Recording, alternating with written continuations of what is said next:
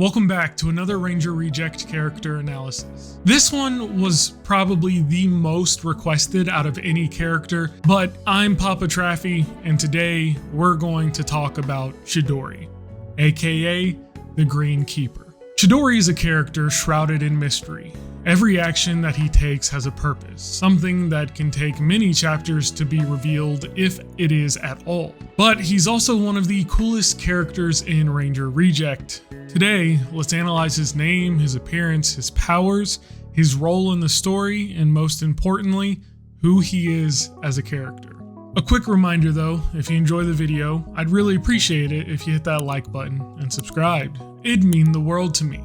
Chidori's name at first glance doesn't seem too special. We've seen it before, especially if you're a fan of Naruto. The key difference is in the kanji used to spell his name. Sasuke's Chidori from Naruto means 1,000 birds, whereas the way that Chidori's name is spelled in Ranger Reject, the chi still means 1,000, but the second kanji is closer to toshi, tosei, or yuai.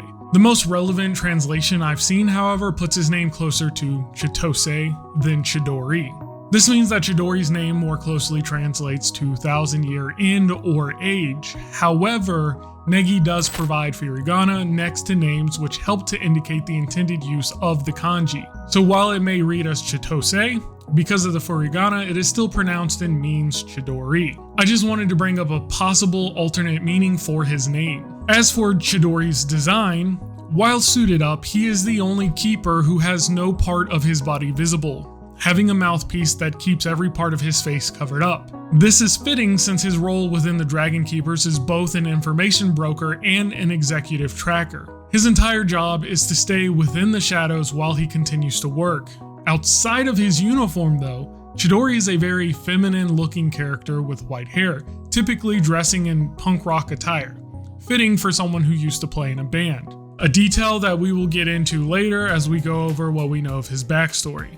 That, however, leads us into Chidori's ability. In comparison to the other keepers, Chidori has a lot of tools at his disposal, none more reliable than his divine weapon Wrath Hammer, or Rasu Hanma. Wrath Hammer is a very versatile tool that appears to let Chidori control the size of things. There's Okininushi no Kami, which Chidori can use to manipulate stone, something that he does in the Green Keeper arc to create a massive stone labyrinth. In Japanese mythology, Okininushi was the god of nation building, agriculture, medicine, and protective magic. So at least two of those are fitting for what we've been shown of this power. Sukuna Bikona no Kami, which Chidori uses to grow a massive size in the three-way battle in order to crush Totomask. Sukuna Bikona was a dwarf kami who was frequently paired with Okininushi. And finally, Amatsu Mikaboshi, which gives Chidori the ability to form a small black hole that he can hit with the Wrath Hammer like a baseball. In my video on Angel Usakubo, I pointed out how the name of her ability related to her character. This is the one ability that appears the most fitting for Chidori as a character though.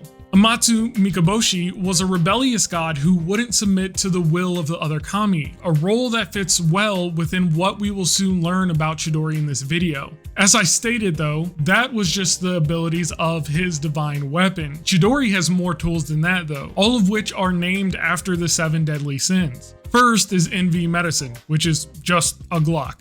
Yeah, Chidori doesn't play around.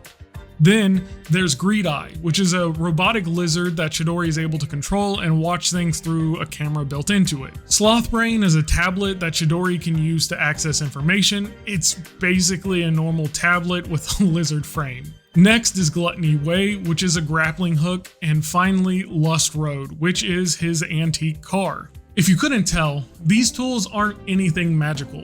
They're all technology based, but they allow Chidori to remain a step ahead. Chidori is a very carefree character, one who exhibits careful deliberation for all actions that he takes. He also might suffer from DID or dissociative identity disorder, but we'll talk about that in a bit. First and foremost though, Chidori cares for his team as if they were his family. Nothing is a better example of this than the size of the Green Battalion. After losing most of its members to Megatia, Chidori couldn't just replace them.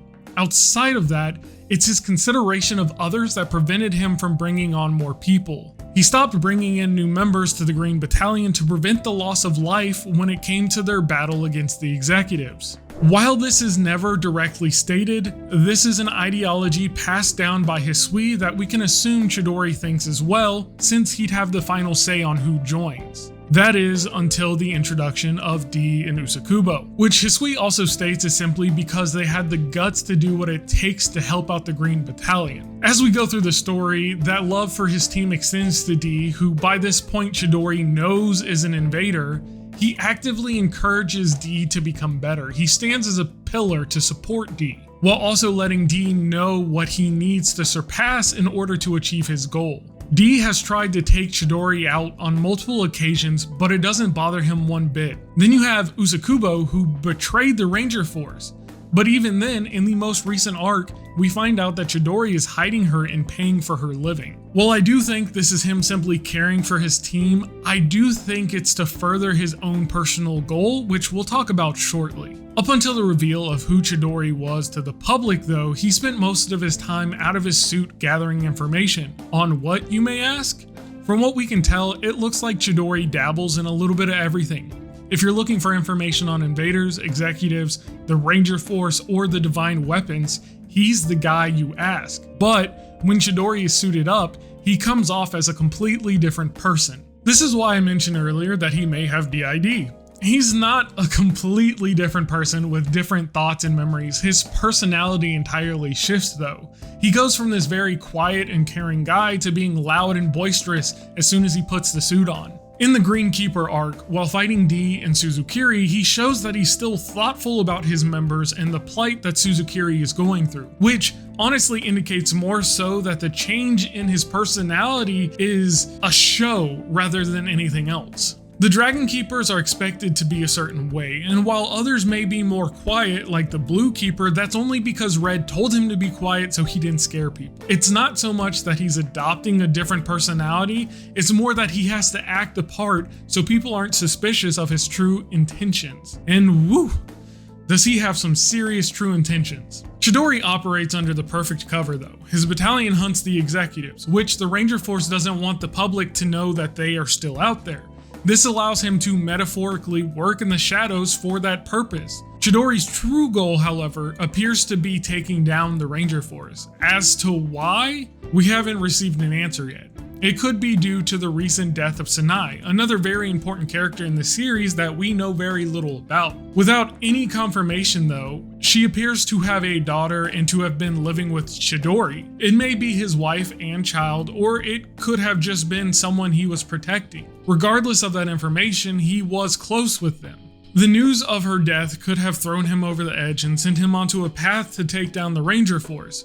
But I believe this has been his plan for much longer than that. Chidori, someone who gathers information for a living, just happened to let D, a duster in disguise, and Usakubo, a member of the IRA, into his battalion. I don't believe in coincidences.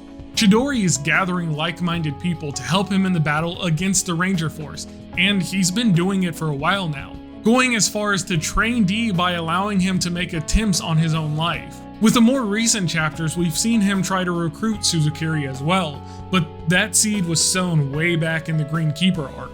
Chidori has a plan. As to what it is exactly, we currently don't know, but we'll have to see. I've seen theories fly around about his true identity. This is something we won't touch on here, but maybe in a future video, but they do add up and make sense, is all I'm going to say.